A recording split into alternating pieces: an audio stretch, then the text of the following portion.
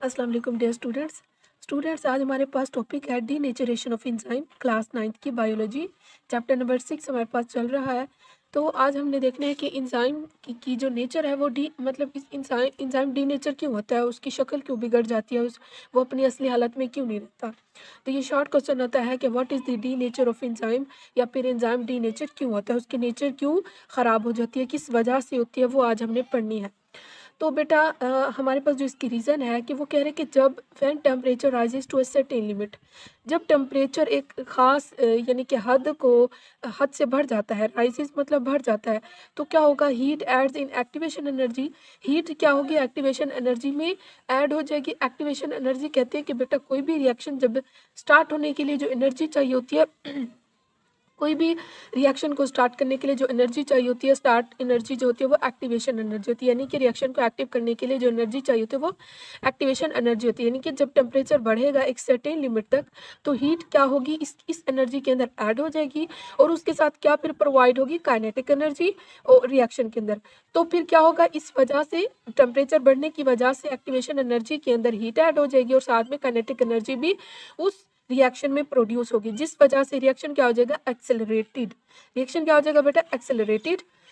जब but when temperature is राइज्ड well above, लेकिन ये तो था नॉर्म मतलब आम, लेकिन जब टेम्परेचर ऑप्टिमम टेम्परेचर से अबव होगा, यानी कि राइज करेगा, एक लिमिट है उससे क्रॉस करेगा, will above the optimum temperature, heat energy increases the vibration of atoms of enzymes.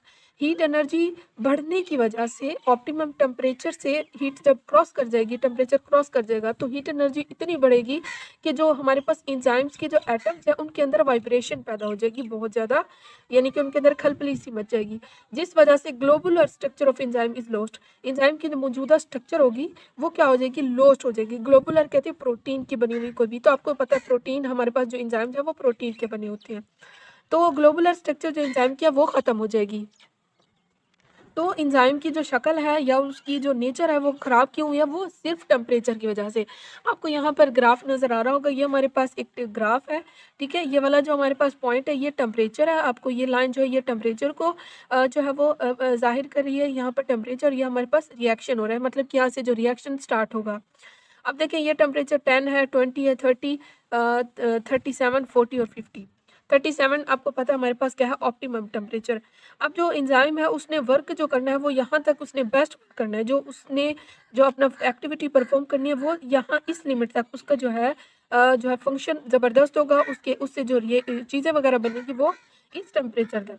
लेकिन जैसे ही टेम्परेचर बढ़ेगा, यहाँ से देखें 37 तक ये बिल्कुल बेहतरीन काम कर रहा है, लेकिन जैसे ये टेम्परेचर बढ़ा है तो लाइन ऊपर जाने की बजाय बिल्कुल नीचे आ चुकी है, ठीक है। इसका मतलब बेटे टेम्परेचर बढ़ने की वजह से एंजाइम क्या हो गया हमारे पास, डी नेचर।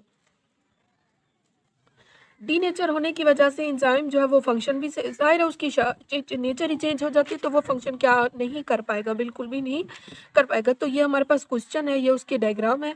नीचे आपको सिंपली इसी चीज़ को इस डायग्राम के अंदर बंद किया हुआ देखें, ये हमारे पास क्या है, एक एंजाइम है, ठीक है। आपको ये नज़र आ रहा होगा, ये क्या है, एंजाइम है, ये उसका सबस्ट्रेट है, और ये जहाँ पर सबस्ट्रेट जुड़ता है उस जगह को हम क्या कहते हैं, एक्टिव साइट। अब सबस्ट्रेट ने यहाँ पर आके जुड़ना है, लेकिन ये जुड़ने से पहले टेम्परेचर बहुत ज़्यादा राइज कर जाता है, बढ़ जाता है 40 डिग्री तक।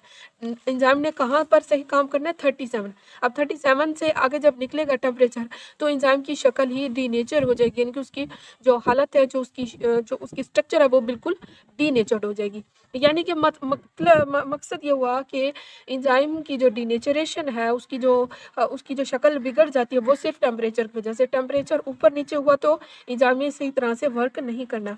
तो ये हमारे पास था short question, denaturation of enzyme क्या होता है, ये आपके क्वेश्चन पेपर में ज़रूर आता है, इसको अच्छी तरह याद करना है। यही लेक्चर था, इसी के साथ मुझे दीजिए इजाज़त, अपना ख्याल रखिएगा, अल्लाह हाफिज़।